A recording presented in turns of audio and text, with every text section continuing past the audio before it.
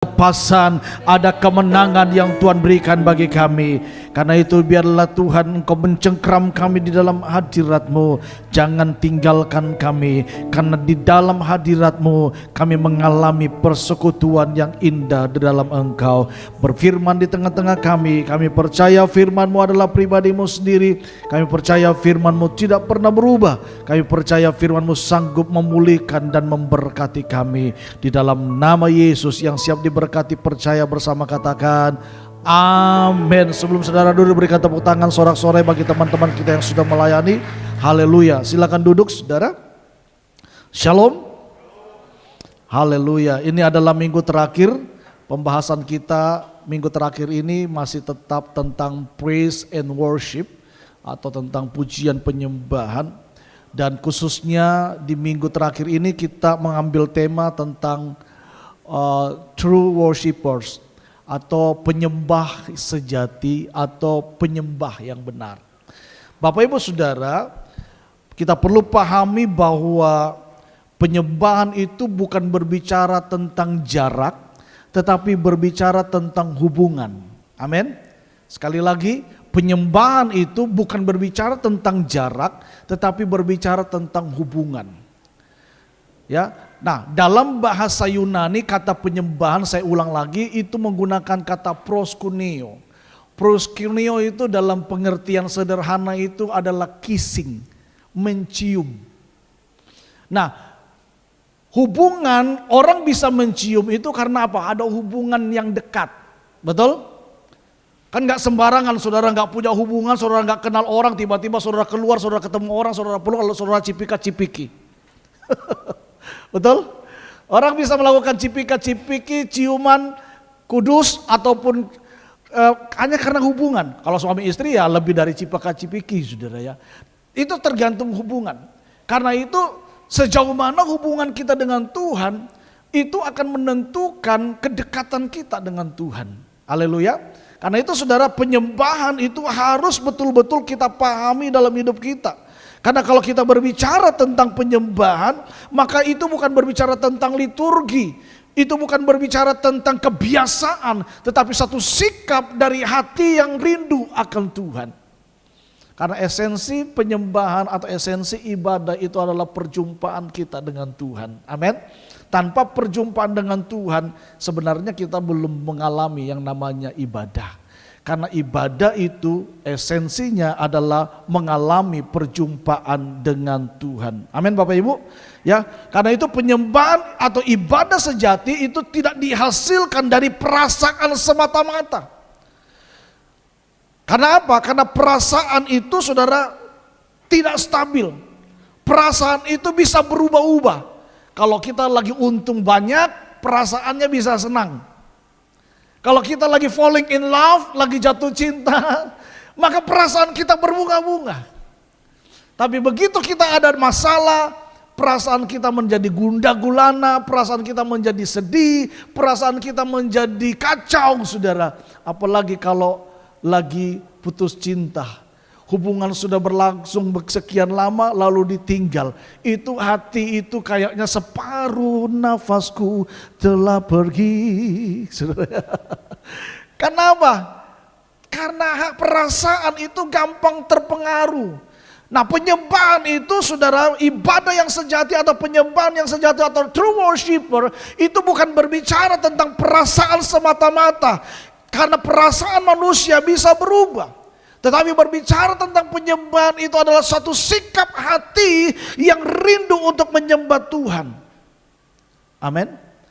Kata worship atau kata penyembahan itu pertama kali muncul di dalam Kejadian pasal yang ke-22 ayat yang ke-5. Bagaimana Abraham pertama kali dia sembahyang kepada Tuhan. Dia menyembah Tuhan ketika Tuhan memberikan anak kepadanya, yaitu Ishak. Nah karena itu Bapak Ibu Saudara, penyembahan itu harus ditaati dengan apa? Dengan ketaatan akan perintah Tuhan. Saudara nggak akan bisa menjadi penyembah kalau saudara tidak menjadi orang yang taat pada perintah Tuhan. Karena setiap penyembahan itu harus lahir dari hati yang mengasihi Tuhan dan hati yang taat akan Tuhan. Tanpa itu kita bukan menjadi true worshiper.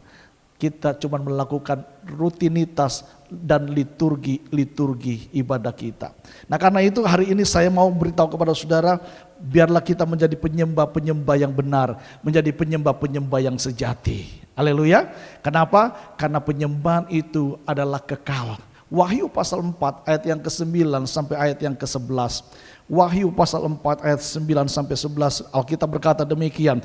Dan setiap kali makhluk-makhluk itu mempersembahkan puji-pujian dan hormat dan ucapan syukur kepada Dia yang duduk di atas takhta itu dan yang hidup sampai selama-lamanya, maka tersungkurlah ke-24 tua-tua itu di hadapan Dia yang duduk di atas takhta itu, dan mereka menyembah Dia yang hidup sampai selama-lamanya, dan mereka melemparkan mahkotanya di hadapan takhta itu sambil berkata, ya Tuhan dan Allah kami, Engkau layak menerima puji-pujian dan hormat dan kuasa, sebab Engkau telah menciptakan segala sesuatu, dan oleh karena kehendak-Mu semuanya itu ada dan diciptakan.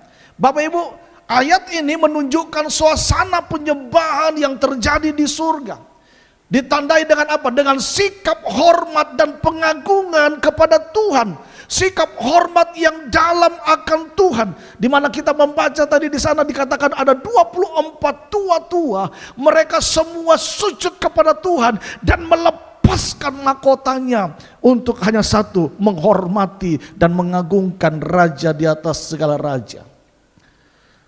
Di dalam penyembahan kita tidak lagi berbicara tentang diri kita, tidak lagi berbicara tentang status kita, tidak lagi berbicara tentang kedudukan kita, posisi kita di dunia ini, tapi semuanya berbicara tentang Tuhan. Dan kita melihat di sini ini adalah satu gambaran yang terjadi ketika di surga. Bagaimana 24 tua-tua itu mereka duduk tersungkur di atas takhta anak domba Allah. Mereka memuliakan Tuhan. Terpujilah nama Tuhan, terpujilah nama Tuhan, sebab Dialah yang layak menerima hormat dan kuasa sampai selama-lamanya.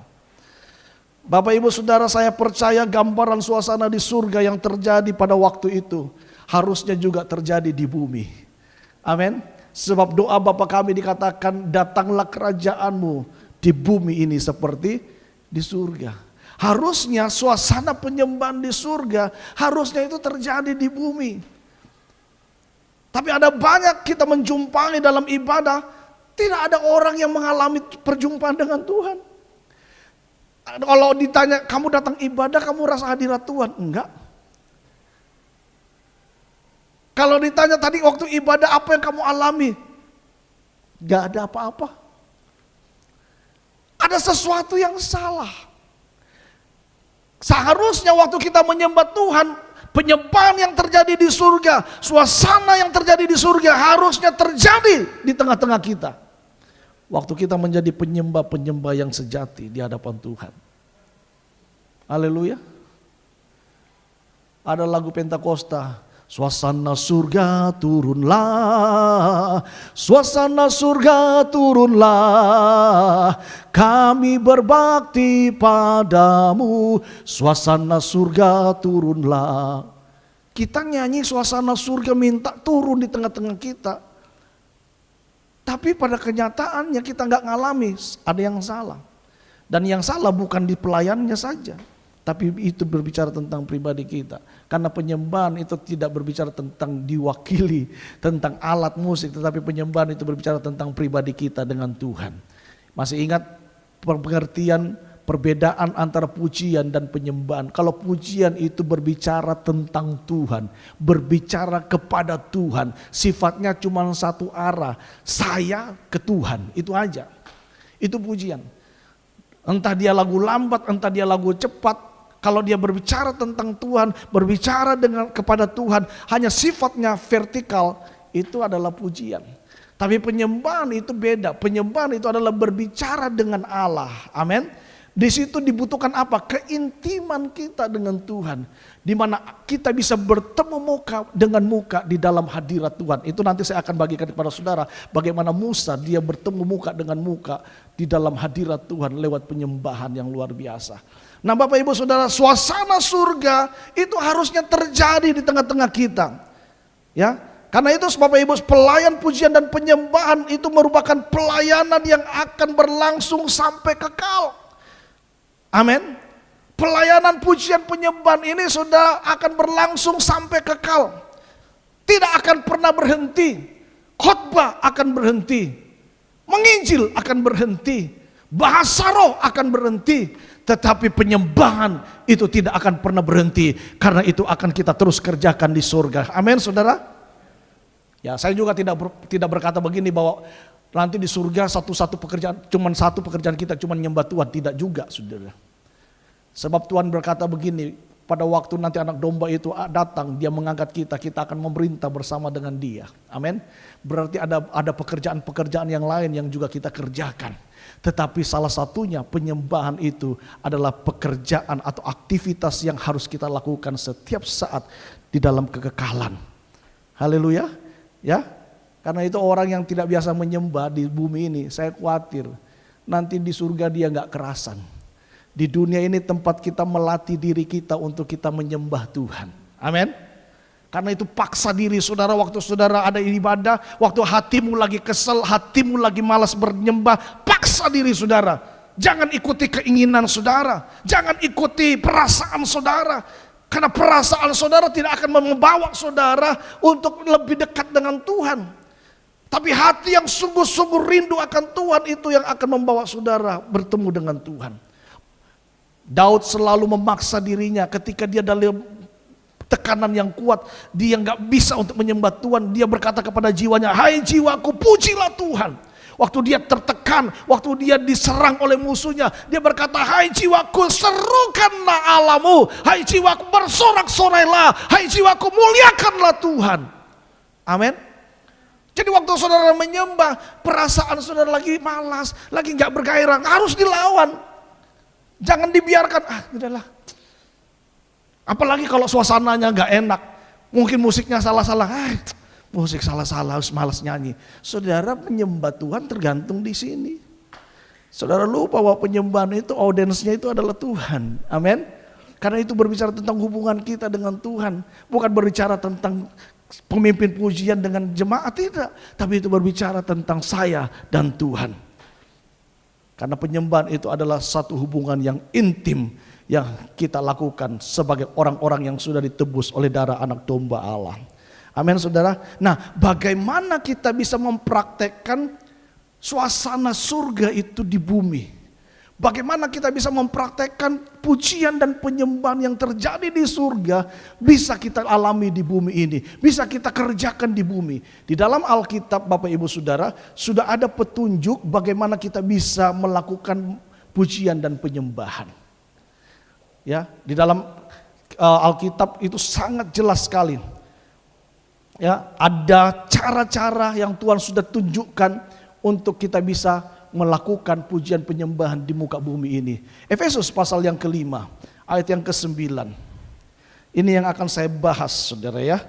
Efesus pasal yang kelima ayat yang ke-9, Alkitab berkata demikian. Dan berkata-katalah seorang kepada yang lain dalam apa? Dalam apa? Mazmur. Yang kedua apa?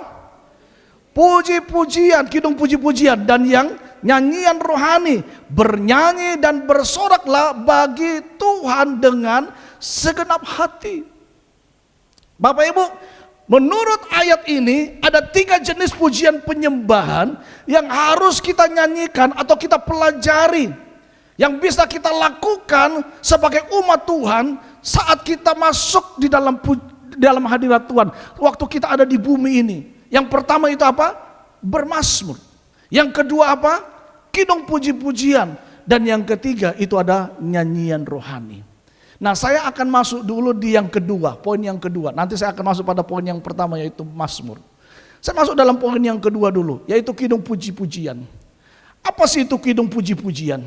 Kidung puji-pujian itu adalah himne, saudara.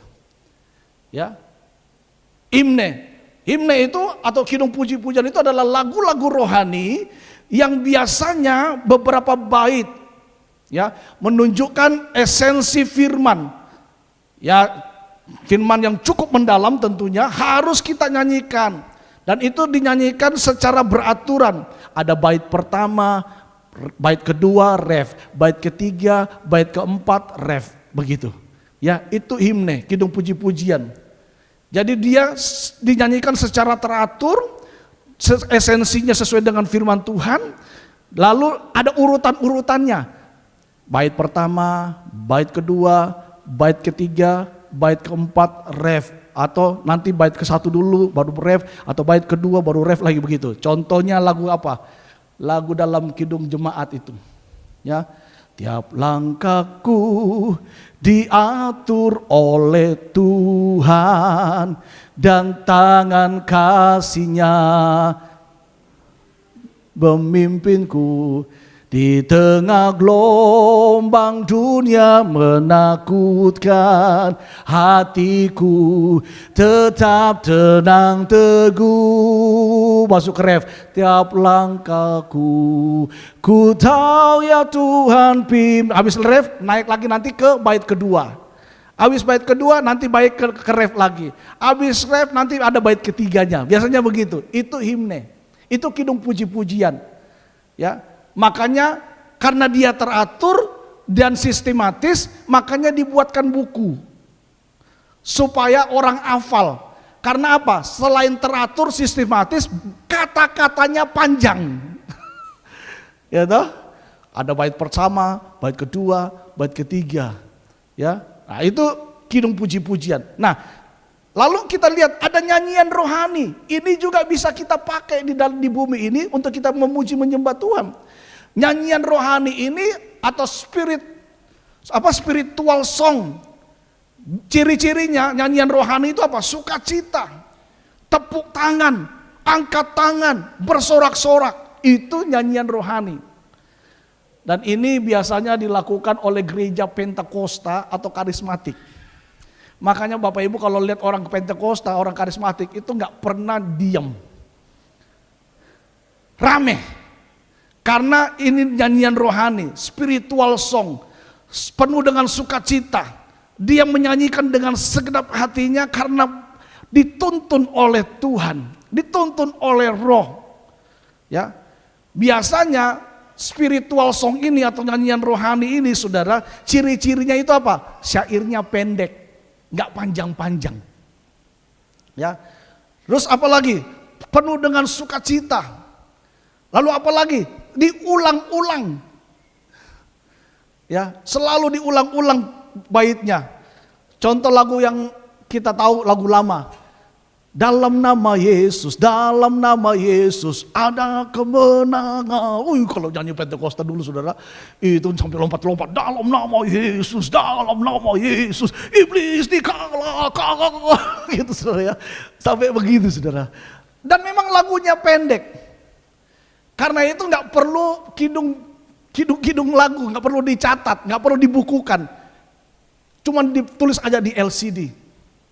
Ya, contoh lagu yang sederhana lagi, Haleluya. Haleluya, haleluya, haleluya, haleluya. Itu haleluya 12 kali. Kalau di LCD proyektor itu cuma ditulis haleluya lalu 12 kali gitu aja, saudara. Ya, jadi diulang-ulang, bahkan bisa puluhan kali dinyanyikan. Nanti sudah itu berlembut lagi, tanpa musik, jemaat saja. Betul? Ya, dan ini biasanya dilakukan oleh gereja-gereja karismatik, gereja-gereja Pentakosta. Ya, itu nyanyian rohani. Jadi dia menyanyi dengan sorak-sorai, kalau perlu tampang tangan. Saya ini beberapa kali menghadiri pertemuan pendeta-pendeta GBI. Dan biasanya ada gereja-gereja yang notabene mayoritasnya itu hampir semua itu jemaatnya adalah asli orang Papua. Aduh saudara, kalau dia nyanyi, saya itu pernah berapa kali diundang khotbah di situ. Kalau dia nyanyi memang saudara tidak ada lawan. Itu gitar bass bisa putus. Nyanyi ulang-ulang Kalau tidak disuruh stop itu dia bisa nyanyi 3 jam. Hitam-hitam begini, keriting-keriting begini, kaku ada dalam rencanamu. Pokoknya terus lagu-lagu apalagi begitu saudara. Disambung. Biasanya kalau persembahan atau kolektor itu lagunya memang saudara bisa lagu non-stop. Nyanyi terus bisa sampai 5-6 lagu persembahan itu. Saya pikir kenapa lama sekali dia nyanyi persembahan. Karena memang sambil nunggu. Kalau belum ada yang maju, nyanyi terus. Nanti saudara maju baru kasih. 1. Dan majunya itu enggak sekalian. Nanti sudah sekian maju, berapa lama berhenti lagi, ada lagi yang maju kasih saudara. Makanya sudah ditunggu dulu mungkin ya, dilihat dulu. Ada lagi yang belum, jadi dia nyanyi terus saudara. Ya, tapi itu sukacita. Itu ciri khas orang-orang karismatik Pentakosta. Amin. Makanya orang-orang karismatik rata-rata itu sehat kalau ke gereja.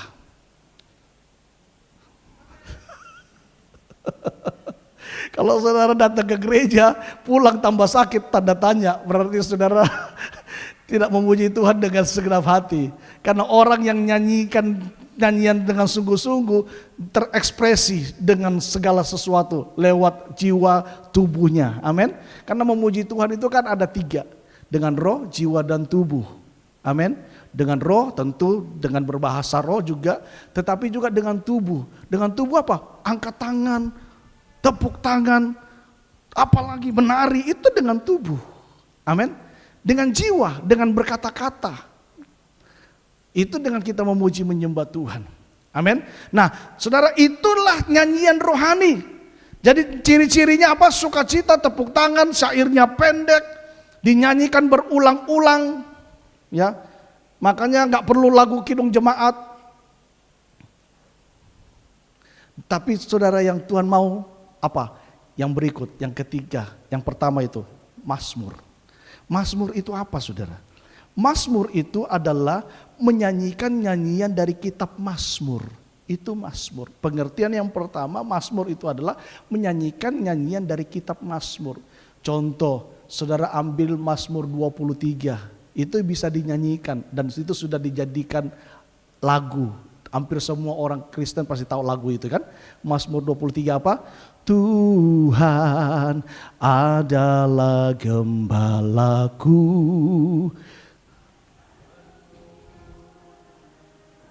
aku Dia membaringkan aku di padang yang berumput hijau. Amin. Jadi saudara bermazmur itu saudara bisa menyanyikan kata-kata dari kitab Mazmur. Itu sederhananya. Tapi ada juga yang kedua pengertian mazmur atau bermazmur itu apa? Menaikkan kata-kata dari dasar hati yang paling dalam. Ya, menaikkan kata-kata dari dasar hati yang paling dalam dari roh kita, ya, mengenai apa? Mengenai kecintaan kita kepada Tuhan.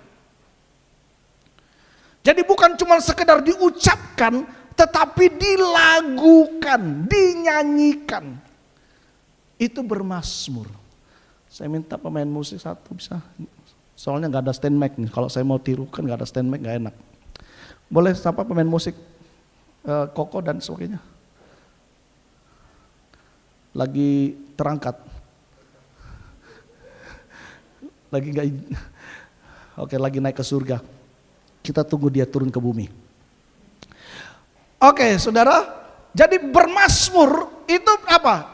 Kita menaikkan kata-kata dari dasar hati kita, dari dalam roh kita.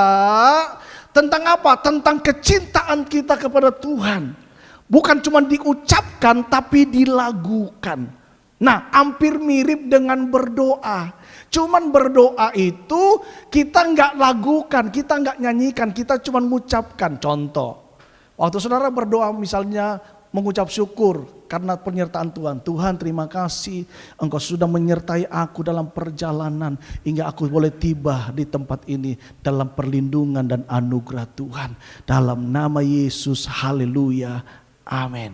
Nah itu saudara berdoa. Nah kalau bermazmur, kata-kata yang saudara ucapkan itu saudara nyanyikan. Tuhan, terima kasih buat penyertaan-Mu yang Kau berikan kepadaku hingga aku boleh tiba di tempat ini. Haleluya. Amin. Amin. Dan itu tidak susah. Makanya ada orang bilang gini, saya kalau menyembah saya bingung. Sebenarnya nggak usah bingung. Karena apa yang saudara alami dengan Tuhan, atau saudara kagum tentang Tuhan, dari dalam hatimu kau ucapkan itu sambil engkau nyanyikan. Jadi nggak susah. Misalnya saudara, aku terima kasih Tuhan, aku sudah bebas dari utang. Aku terhimpit utang, tapi Engkau membebaskan aku dan menyelesaikan utang piutangku. Itu dinyanyikan waktu pertemuan ibadah begini, saudara nyanyikan. Tuhan, terima kasih, aku terhimpit utang, tapi Engkau melepaskan dan menyelesaikannya pada waktunya. Terima kasih Tuhan. Amin. Loh, bingung? Nggak bingung harusnya. Aneh, nggak aneh harusnya, cuman nggak biasa. Haleluya. Lah itu kan yang dilakukan oleh Daud, betul nggak? Waktu dia dikejar-kejar musuh, dia nyanyikan itu dalam bentuk mazmur. Waktu dia jatuh, Mazmur 51, itu dia nyanyikan dalam bentuk mazmur. Jadi apapun pengalaman kita, kekaguman kita dengan Tuhan, kita bisa nyanyikan dalam bentuk mazmur. Amin. Nah kalau saudara ngerti ini sarana Tuhan loh untuk kita beribadah kepada Tuhan, memuji menyembah Tuhan yang Tuhan berikan. Nah kalau saudara ngerti hal ini, di dalam ibadah minggu tidak ada lagi mulut yang diam, bingung, lihat pemain musik, lihat pemimpin pujian, cuma jadi penonton. Enggak lagi, saudara menjadi orang yang menyembah. Amin. Kenapa? Karena yang Tuhan cari itu bukan penyembahannya, tetapi yang Tuhan cari itu apa? Penyembahnya. Amin. Haleluya.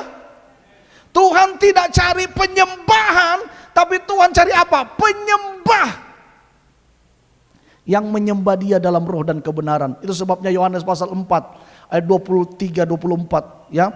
Di situ dikatakan apa, Saudara?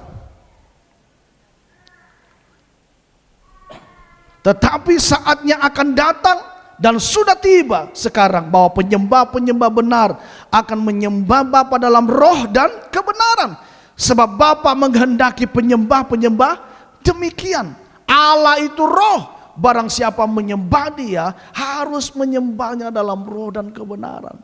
Kalau saudara mengerti akan hal ini, saudara akan selalu berusaha untuk menjadi orang yang selalu menyenangkan Tuhan di dalam penyembahan. Karena yang Tuhan cari bukan penyembahannya, tetapi adalah penyembahnya. Saya mau beritahu kepada saudara, tidak semua orang bisa memuji menyembah Tuhan. Semua orang bisa menyanyi. Betul? Saudara panggil artis siapa yang belum bertobat, yang tidak kenal Tuhan dari agama seberang, suruh nyanyi lagu rohani. Pasti bisa dan pasti menyentuh perasaan kita. Apalagi kalau dia nyanyinya dengan teknik yang baik. Ya. Wah, kita akan merinding, Saudara. Ya. Itu Anggun C. Sasmi, setiap tahun dia diundang oleh Katolik Roma untuk menyanyikan lagu-lagu rohani. Setiap tahun dia diundang untuk jadi penyanyi tamu, untuk menyanyi lagu-lagu rohani. Bisa dia nyanyi, bisa. Tapi kalau disuruh memuji dan menyembah, enggak semua orang. Karena berbicara tentang memuji menyembah itu dari sini. Amin. Bukan di sini, tapi sini. Hati. Sebab itu Tuhan marah kepada orang-orang Yahudi. Bangsa ini memuliakan aku dengan mulutnya, tapi hatinya jauh daripadaku. Penyembahan bukan berbicara tentang sekedar berkata-kata, tapi penyembahan itu berbicara tentang hati. Karena Tuhan mencari penyembah, bukan penyembahan. Amin. Bilang kiri kanan saudara, Tuhan mencari penyembah, bukan penyembahan. Haleluya. Amin. Ya. Jadi pribadi kita itu lebih penting, saudara. Pribadi kita lebih penting dari apa yang bisa kita lakukan. Saudara dan saya adalah pribadi-pribadi yang berharga. Saudara dijadikan penyembah-penyembah oleh Allah. Sebab itu Tuhan mau menebus saudara dengan darahnya, supaya saudara menjadi penyembah-penyembah Dia, yang menyembah Dia di dalam roh dan kebenaran. Amin. Haleluya. Tuhan mau mengorbankan dirinya, mau mati di atas kayu salib, menebus saudara dari dosa, menebus saudara dari kesia-siaan. Cuma satu, Dia mau saudara menjadi penyembah-penyembahnya, yang menyembah Dia di dalam roh dan kebenaran. Menyanyi itu gampang, tapi kalau memuji, menyembah itu sulit, saudara. Kenapa? Karena harus disertai dengan pengenalan akan Tuhan. Kalau saudara baca dalam Yohanes pasal yang keempat, ayat 22 ke atas, Tuhan berkata kepada wanita Samaria ini apa? Kamu menyembah apa yang tidak kamu kenal, tetapi kami menyembah apa yang kami kenal. Karena itu penyembahan itu, saudara, berbicara tentang pengenalan akan Tuhan. Sekali lagi, Tuhan cari adalah apa? Worshipper, penyembahnya. Amin. Tuhan cari penyembahnya, penyembahnya yang berkenan, penyembahnya yang rindu akan Tuhan, penyembahnya yang haus akan Tuhan. Tuhan bukan cari penyembahan, tapi penyembahnya. Kalau saudara baca dalam Kejadian pasal yang keempat, ayat yang keempat dan ayat yang kelima, di sana disebutkan, saudara, yang disebutkan pertama itu bukan korbannya, tetapi namanya dulu, baru korbannya. Ya, ayat yang keempat dari Kejadian pasal 4, Habel juga mempersembahkan apa? Korban, dan seterusnya. Ayat 5, tetapi Kain dan korban persembahannya. Saudara perhatikan, yang Tuhan utamakan bukan korbannya, bukan persembahannya, bukan penyembahannya, tetapi yang Tuhan utamakan itu adalah pribadinya, penyembahnya. Amin. Haleluya, saudara. Tuhan mencari manusianya, saudara dan saya. Karena itu jadilah true worshiper, penyembah yang benar. Amin. Jadi saudara, kita perlu menyadari bahwa penyembahan itu bukan sekedar lagu, melainkan sebuah sikap hidup yang berkenan kepada Allah. Saya ulangi sekali lagi, penyembahan itu bukan sekedar lagu, tetapi berbicara tentang sikap hidup yang berkenan kepada Allah. Waktu hidupmu berkenan kepada Allah, penyembahanmu menyenangkan hati Tuhan. Amin. Waktu hidupmu berkenan kepada Allah, apapun yang kau kerjakan disertai dan diberkati oleh Tuhan. Tapi waktu hidupmu tidak berkenan kepada Allah, maka engkau tidak akan diberkati oleh Tuhan. Sebab itu Paulus berkata dalam kitab Roma pasal 12 ayat 1, persembahkanlah seluruh hidupmu kepada Tuhan sebagai persembahan yang hidup, kudus, dan berkenan kepada Allah. Itu adalah apa? Penyembahan yang sejati atau ibadah yang sejati. Perkenanan kepada Tuhan itulah yang membuat segala sesuatu yang kita kerjakan diberkati oleh Tuhan. Waktu hidupmu berkenan, engkau tidak kompromi dengan dosa, engkau tidak hidup di dalam dosa, engkau tidak bermain-main dengan dosa. Waktu engkau menyembah Tuhan, Tuhan berkata, ini loh korban yang harum di hadapanku. Waktu saudara berkata, Nada apa? C. Minta di G deh. Ya. Waktu saudara menyanyi, ku angkat hatiku, ku pandang kekudusan-Mu, saat ku sembah, ku puji-Mu, ku rasakan kehadiran-Mu Tuhan. Waktu saudara nyanyi itu, hidupmu berkenan. Di surga terjadi penyembahan juga bukan? Tuhan bisa bilang begini, malaikat berhenti. Aku sedang mendengarkan penyembahan yang luar biasa. Ada satu penyembahan yang naik, yang dinaikkan oleh penyembah-penyembahku, karena hidupnya berkenan kepadaku. Haleluya. Surga gemetar, surga penuh dengan sukacita, karena ada penyembah-penyembah yang benar, yang berkenan kepada Allah, datang menyembah Dia. Seperti 24 tua-tua, mereka datang tersungkur di hadapan Tuhan dan sujud menyembah kepada Dia. Kemuliaan bagi Allah di tempat yang maha tinggi, hormat dan kuasa sampai selama-lamanya. Amin. Waduh, saudara, saya waktu persiapkan ini selama 1 bulan, saya ini merasa, aduh Tuhan, kita ini kadang-kadang, saya mau beritahu kepada saudara, kita ini hutang penyembahan dengan Tuhan. Hidupnya Dia sudah kasih, saudara. Nyawanya Dia sudah beri. Apa yang kita bisa balas untuk membayar semua yang Tuhan sudah berikan? Tidak ada. Cuman Tuhan mau satu, penyembah ini menyembah Dia di dalam roh dan kebenaran. Jadilah penyembah-penyembah yang benar, penyembah-penyembah sejati. Amin. Hartamu boleh bertambah, kekayaanmu boleh bertambah, hikmatmu boleh bertambah, kepintaranmu boleh bertambah. Tapi ada satu yang tidak boleh kurang dalam hidup saudara, itu apa? Penyembahanmu. Haleluya. Penyembahan kita kepada Tuhan tidak boleh kurang. Dengan alasan apapun, kesibukanlah dan sebagainya, penyembahan kepada Tuhan harus tetap dilakukan dalam kehidupan kita. Karena Dia sudah membayar lunas semua dalam hidup saudara dan saya. Tuhan cuma minta engkau datang kepada Dia, menyembah Dia. Haleluya. Dan kalau saudara ngerti hal ini, saudara tidak akan menyia-nyiakan hidup saudara untuk hal yang lain. Engkau akan pakai kepada Tuhan. Sujud di altarnya,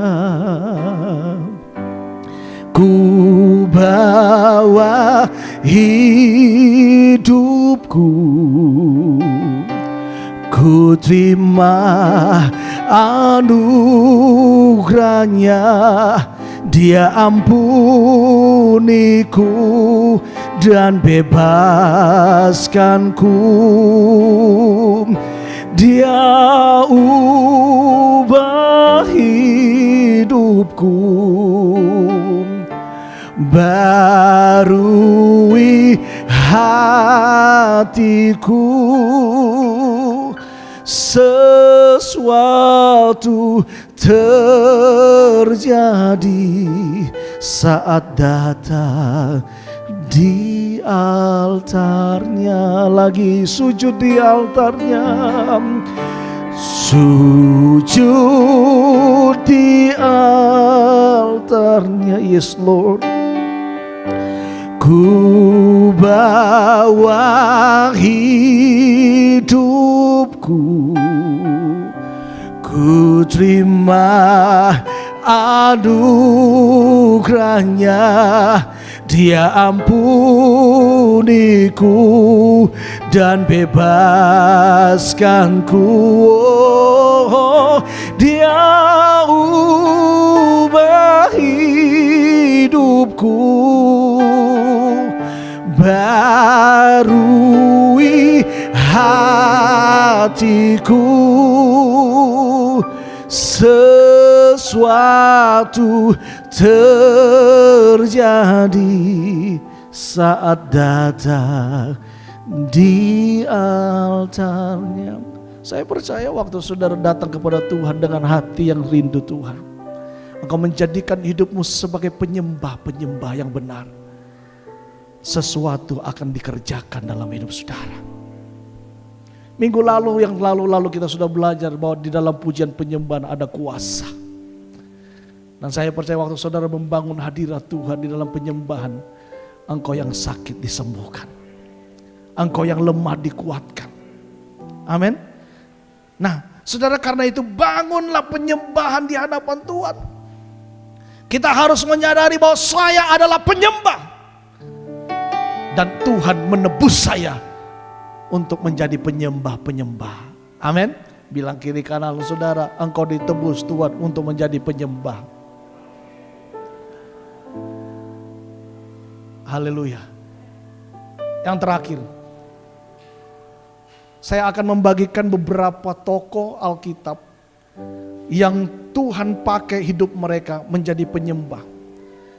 Contoh penyembahan yang menyukakan hati Allah di dalam Alkitab. Ada beberapa tokoh, tapi saya hanya cuma bagikan 2 tokoh. Yang pertama itu Musa, saudara. Ya, nah Musa, sebagian besar kita mengenal Musa itu sebagai pemimpin. Betul? Pemimpin yang berkarisma, pemimpin yang hebat, pemimpin yang memiliki kuasa.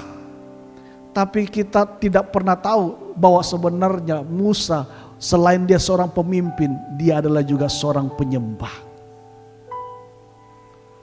Kalau saudara baca dalam Keluaran pasal 15 ayat yang pertama, ketika Musa berhasil menyeberang laut Teberau bersama dengan bangsa Israel, maka kita membaca di sana dalam Keluaran 15, Musa menulis sebuah lagu.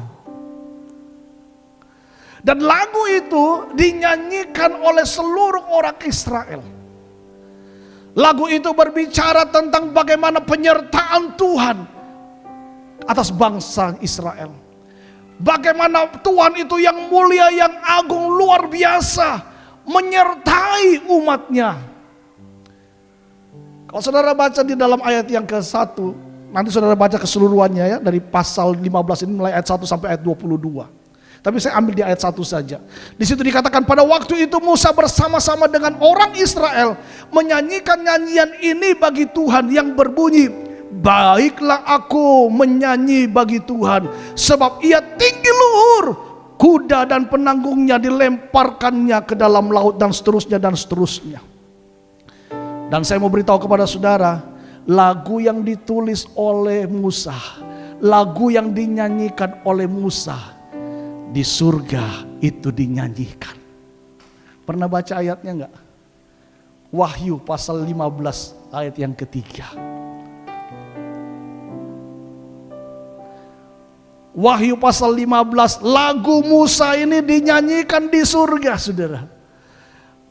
Sama-sama kita baca 2-3. Dan mereka menyanyikan nyanyian Musa, hamba Allah, dan nyanyian anak domba. Bunyinya apa? Besar dan ajaib segala pekerjaanmu ya Tuhan. Jalanmu ya Raja segala bangsa. Saudara perhatikan, di situ dikatakan bahwa lagu Musa itu dinyanyikan. Mereka menyanyikan lagu Musa. Saya nggak ngerti, saya juga nggak tahu apakah nanti waktu kita di surga, lagu-lagu yang kita nyanyikan selama ini di gereja juga dinyanyikan di surga. Ya, saya nggak ngerti. Ya, tapi Musa waktu dia menyanyikan lagu, karena itu lahir dari dorongan roh. Itu yang disebut dengan bermazmur. Itu yang disebut dengan tehillah. Waktu dia menyanyikan nyanyian karena dorongan Roh Kudus dari dalam hatinya, itu yang menyenangkan hati Tuhan. Dan lagunya kekal di surga dinyanyikan oleh bangsa-bangsa.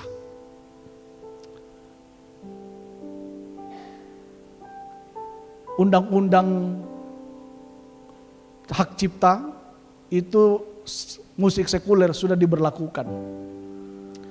Dan ada kemungkinan lagu-lagu rohani yang dikeluarkan oleh anak-anak Tuhan, entah itu perorangan, entah itu grup, mungkin nanti satu saat setiap gereja yang akan menyanyikan lagu harus bayar royalti.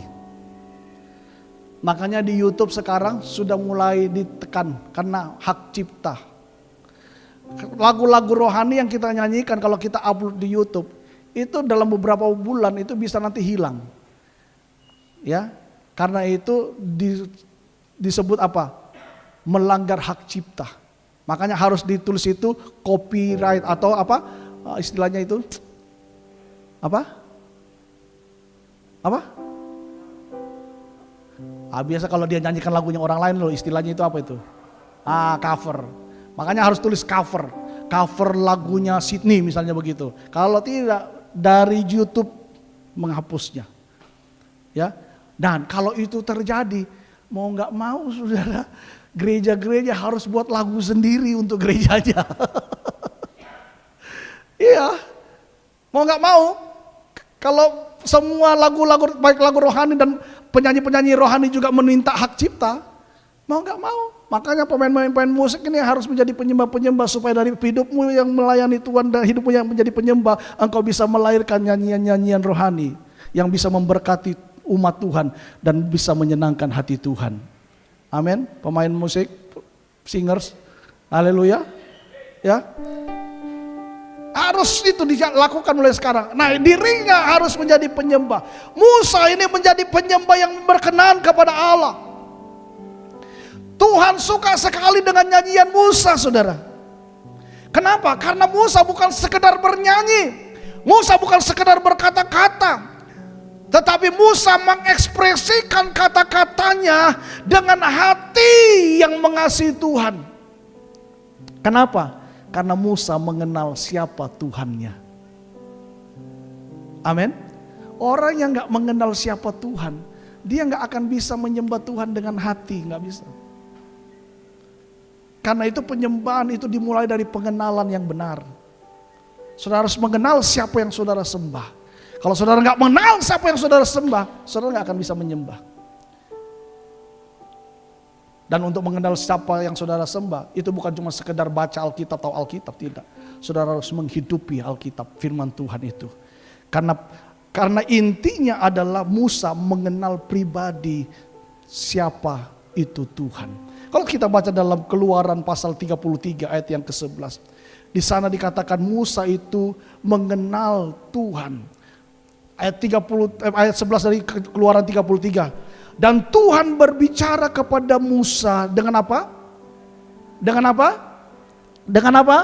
Berhadapan muka seperti seorang berbicara kepada temannya. Kemudian kembalilah ia ke perkemahan. Tetapi abdinya Yosua bin Nun, seorang yang masih muda, tidaklah meninggalkan kemah itu. Saudara perhatikan, begitu luar biasanya Musa dengan Tuhan. Dikatakan Musa itu berbicara kepada Tuhan muka dengan muka. Komunikasi yang paling baik itu adalah tatap muka. Mata ketemu dengan mata, itu komunikasi yang baik. Kalau ada orang berbicara dengan saudara, lalu dia pandangannya ke tempat lain, berarti dia tidak konsentrasi. Dia tidak akan bisa memberikan perhatian yang penuh, berarti itu sama dengan dia tidak menghargai saudara. Betul? Orang yang penuh dengan konsentrasi menghargai seseorang ketika berbicara, dia akan memperhatikan muka dengan muka. Dan orang yang berbicara seperti ini cuma bisa karena hubungan yang baik. Musa itu ngobrol dengan Tuhan seperti berbicara kepada temannya, saudara. Mungkin Musa bisa berkata-kata yang baik kepada Tuhan. Tuhan, aku ini loh susah mimpin bangsa Israel. Tapi karena engkau yang memilihnya, ya udahlah aku terima. Seperti itu, saudara. Makanya jadi anak Tuhan itu dengan Tuhan itu enggak usah kaku. Amin.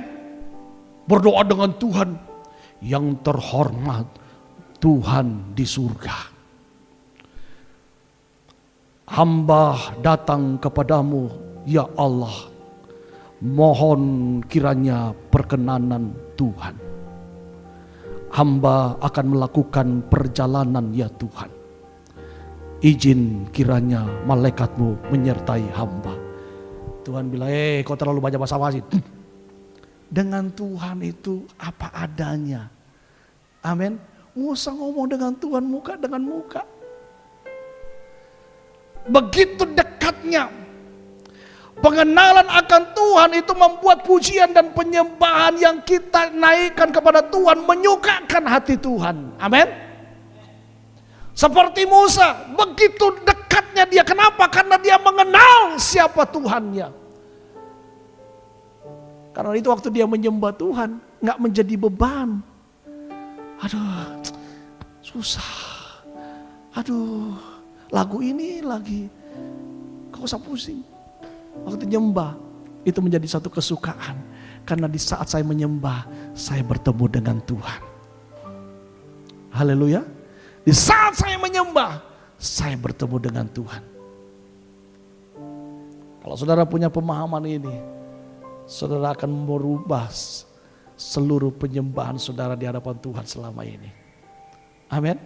Yang kedua, kita belajar dari seorang yang namanya Daud.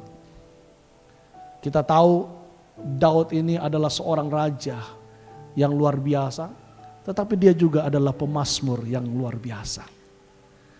Hampir seluruh kitab Mazmur 80% ditulis oleh Daud. Memang tidak semuanya Daud. Ada Musa yang menulisnya, ada Bani Asaf yang menulisnya, ada Salomo yang menulisnya, ada Bani Korah yang menulisnya dan sebagainya. Ya, tetapi sebagian besar kitab Mazmur itu ditulis oleh Daud. Dan saudara, saya mau beritahu kepada saudara, hampir semua kata-kata dalam penyembahan yang kita gunakan sudah dipakai oleh Daud, betul? Betul gak? Saudara tentang ngomong Tuhan itu agung, Daud sudah pakai sebelum saudara menggunakan. Tuhan itu panjang sabar, penuh dengan kasih kesetiaannya. Dia sudah gunakan. Semua perkataan yang kita naikkan dalam penyembahan itu kita pinjam dari apa yang dikatakan Daud, saudara. Daud itu luar biasa. Daud itu seorang pemazmur yang disenangi Tuhan. Kalau kita lihat dalam 2 Samuel pasal 23 ayat yang pertama. Alkitab berkata demikian. Inilah perkataan Daud yang terakhir. Tutur kata Daud bin Isai dan tutur kata orang yang diangkat tinggi. Orang yang diurapi oleh Yakub. Pemazmur apa? Pemazmur apa? Yang disenangi oleh Israel. Siapa sih Daud, saudara? Seorang gembala yang cuma menggembalakan kawanan kambing domba 2-3 ekor, gak banyak. Bukan 2 tambah 3, 5, enggak. Saudara, 2-3 ekor. Ini anak yang tertolak. Gak dianggap dalam keluarga. Makanya tugasnya cuma disuruh jadi gembala. Pekerjaan yang paling hina di orang Yahudi itu adalah menjadi gembala. Ya. Daud disuruh cuma menggembalakan, sementara kakaknya semua masuk sekolah militer, saudara. Jadi tentara, jadi pasukan terkemuka, pasukan Saul. Tapi waktu Tuhan menyuruh Nabi Samuel ke rumah Isai untuk mengurapi pengganti Saul, wah, dimunculkan yang pertama anaknya Isai. Sampai Samuel itu sempat hampir terkecoh. Pasti ini sudah memang Tuhan terasa salah. Dari tingginya mantap. Postur tubuhnya, wah ini memang. Tapi waktu Samuel mau mengurapi, Tuhan, tunggu dulu Samuel. Jangan kau sembarang mengurapi. Bukan dia. Bukan dia Tuhan. Bukan. Anak kedua, Tuhan bilang bukan. Semua sudah dikeluarkan, saudara. Izin militer dikeluarkan untuk apa? Datang ke rumah balik karena nabi besar Samuel mau mengurapi anaknya. Semuanya sudah keluar, cuma satu. Isai tanya, cuma ini ke anakmu, tidak ada lain. Karena Isai juga takut nih, jangan-jangan saya salah dengar suara Tuhan. Karena semuanya bukan. Isai tanya, Samuel tanya, cuma ini anak lo, gak ada lagi. Isai baru ingat, iyo, ada satu anak bawang. Ya, mungkin Isai begini, itu pasti gak masuk hitungan deh. Itu anak bawang. Tapi apa yang tidak masuk hitungan diperhitungkan oleh Tuhan. Intinya kenapa? Cuma satu, karena Daud selalu menyembah Tuhan. Saudara perhatikan ketika dia lagi mengembalakan kawanan kambing domba, dia menyembah dengan kecapinya. Waktu dia melakukan pekerjaannya, dia menyembah. Di setiap kesempatan dia pergunakan untuk menyembah Tuhan. Itu sebabnya waktu Goliat datang, dia gak takut. Semua bangsa Israel, tentara Israel, bahkan Saul yang raja, yang paling gitu, kalau saudara tahu, Saul itu raja Israel yang paling berkarisma. Tingginya melebihi bangsa Israel pada umumnya. Orangnya ganteng. Tapi takut waktu ketemu Goliat. Daud yang badannya kecil, tidak masuk perhitungan. Sampai Saul kasih bajunya, kamu pergi sudah perang. Sampai dia gak bisa, saudara, keberatan, kebesaran. Betul? Daud bilang, aduh ini malah menghalangi saya. Sudah, terus lagi saya pakai Bapak Saul. Lalu kamu lawan dia dengan apa? Sudah, gampang. Datang di medan perang, dia buka kayak bilang, kenapa kau ada di sini? Pergi, pulang. Gembalakan kawanan domba sana. Kau datang di sini, tong saja yang sudah lama berperang, sudah terlatih di medan perang, terlatih di sekolah militer, terberani lawan Goliat. Kau badangan batu kecil begini mau melawan Goliat. Apa yang membuat Daud marah? Karena Goliat menghujat nama Tuhan. Waktu Daud melihat Goliat, Allah, kau boleh besar, tapi roh yang ada dalam diriku lebih besar. Yang ada di dalam saya adalah Tuhan. Saudara tahu, dia cuma ambil batu.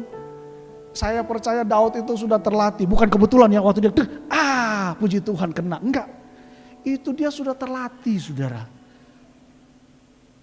Dia memang tidak terlatih di medan perang, tapi lawannya Daud setiap hari apa? Harimau, singa, macan yang lagi lapar mau menerkam kawanan dombanya. Alkitab bilang gini, dia menghadapinya. Dia berperang bergulat melawan harimau itu, binatang buas, hanya untuk menyelamatkan kawanan kambing domba itu. Tuhan mengangkat dia karena ada kesetiaan dan hati yang menyembah Tuhan. Apakah Daud tidak pernah bersalah? Fatal, saudara, fatal. Dia mengambil istri daripada pemimpin pasukan yang dia sangat sayangi, Uria. Jahat. Sudah ambil istri orang, dibunuh lagi suaminya dengan cara yang keji. Disuruh maju berperang, suruh taruh barisan paling depan supaya matinya cepat. Nggak kurang ajar nggak ini? Kurang ajar amat sekali banget, saudara. Bukan cuma kurang ajar sangat, kurang ajar amat sekali banget. Tapi waktu dia ditegur oleh Nabi Nathan, Daud sadar dan dia mengakui dosanya dan dia bertobat, dia kembali menyembah Tuhan. Penyembahannya itulah yang menyenangkan hati Tuhan. Kenapa Daud berkenan kepada Tuhan? Kisah Para Rasul. Kisah Para Rasul pasal 13 ayat 22. Kita baca sama-sama ayat ini, 23. Setelah Saul disingkirkan, Allah mengangkat Daud menjadi raja mereka.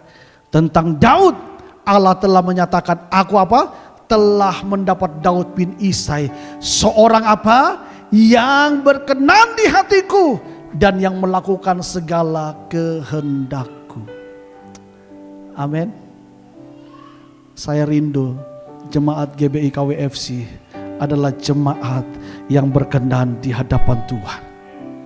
Karena saudara menjadi penyembah-penyembah yang menyembah Dia di dalam roh dan kebenaran. Berikan tepuk tangan sorak-sorai bagi Allah kita. Yang terakhir, mari bangkit berdiri saudara. Kita baca dari Mazmur 27 ayat yang keempat. Ini yang membuat Daud berkenan. Kenapa Daud berkenan kepada Tuhan? Mazmur 27 ayat yang keempat. Sudah ketemu? Kalau saudara bisa lihat di PowerPoint depan, saudara bisa ikutin. Sama-sama kita baca Mazmur 27 ayat yang keempat, 2, 3. Satu hal telah kuminta kepada Tuhan, itulah yang kuingini, diam di rumah Tuhan seumur hidupku, menyaksikan kemurahan Tuhan dan menikmati bait-Nya. Berapa banyak saudara rindu seperti Daud berkata, satu hal telah kuminta kepada Tuhan, dan itu yang aku ingini, apa? Diam di rumah Tuhan. Bukan cuma seminggu sekali, bukan cuma setahun sekali, tapi seumur hidupku. Diam di rumah Tuhan itu bukan berbicara saudara tinggal di gereja lalu saudara menjadi pendeta, tidak.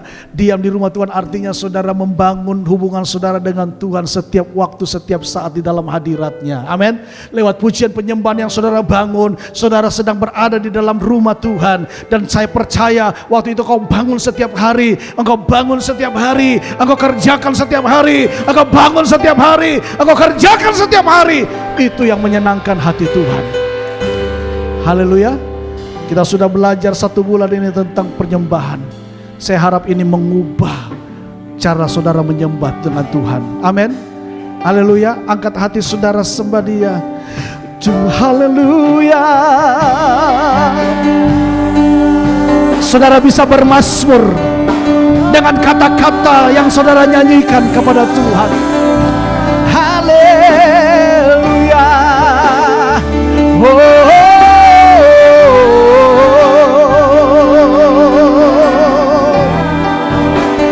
haleluya.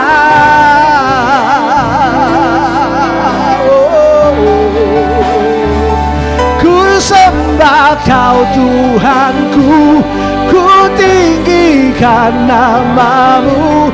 Yesus, Kau yang ku sembah.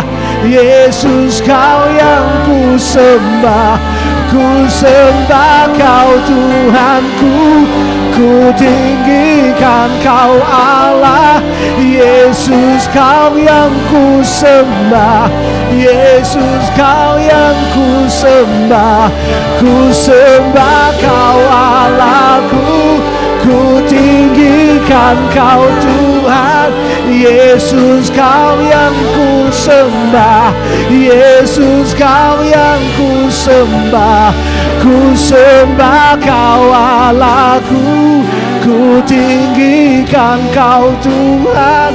Yesus, Kau yang ku sembah. Yesus, Kau yang ku sembah. Nyanyianku hanya bagi-Mu, nyanyianku hanya untuk-Mu. Yesus, Kau ku sembah. Yesus, Kau ku sembah. Hanya Engkau yang ku tinggikan, hanya Engkau yang ku muliakan. Ku sembah Kau Allahku, ku tinggikan Kau Tuhan. Yesus, Kau yang ku sembah. Yesus, Kau yang ku sembah. Ku sembah Kau Allahku, ku tinggikan Kau Tuhan. Yesus, Kau yang ku sembah. Yesus, Kau yang ku sembah. Oh, oh, oh.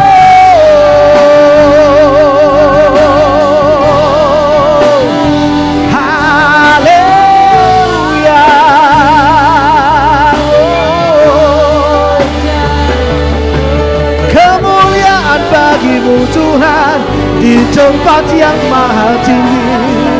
Kemuliaan bagi-Mu Tuhan di tempat yang maha tinggi. Yesus, Kau yang ku sembah. Yesus, Kau yang ku tinggikan. Hanya Engkau Tuhan, hanya Engkau Tuhan. Oh, Jemaat, buka suaramu, sembah Dia. Biar musik pelan saja. Saudara naikkan penyembahan saudara. Ayo sembah Dia. Buka mulut saudara. Biar penyembahanmu menyenangkan Tuhan. Sebab Tuhan sedang mencari penyembah-penyembah. Tuhan tidak mencari penyembahan, tetapi Tuhan mencari penyembah. Karena itu jadilah penyembah-penyembahnya. Sembah Dia. Haleluya. Paksakan dirimu. Paksakan dirimu, sembah Dia. Katakan, hai jiwaku bangkitlah. Hai jiwaku pujilah Tuhan. Hai jiwaku bersorak-sorailah. Hai jiwaku muliakan Tuhan. Hai jiwaku sembahlah Dia. Oh ramasya namanya. Iya lama. Kita lama.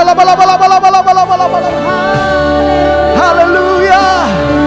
Haleluya. Haleluya.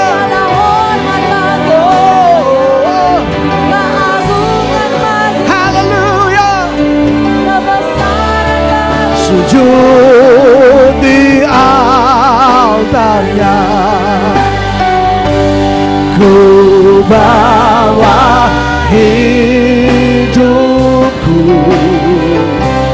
ku terima anugerahnya. Amin. Dan bebaskanku.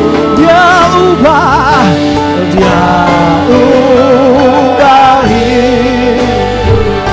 baharui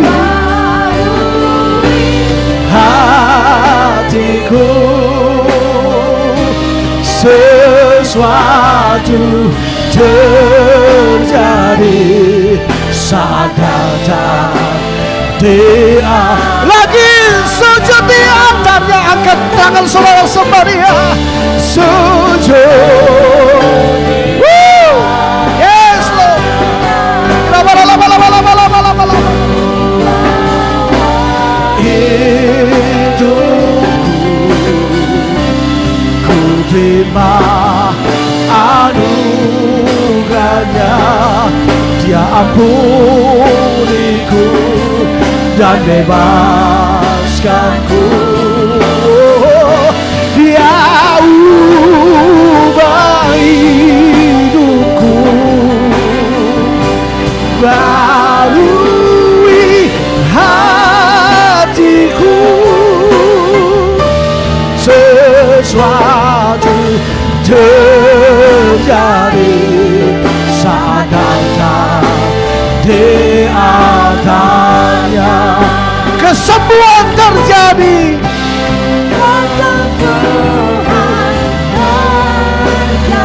Kelepasan terjadi. Pemulihan terjadi. Pemulihan terjadi saat datang di altarnya.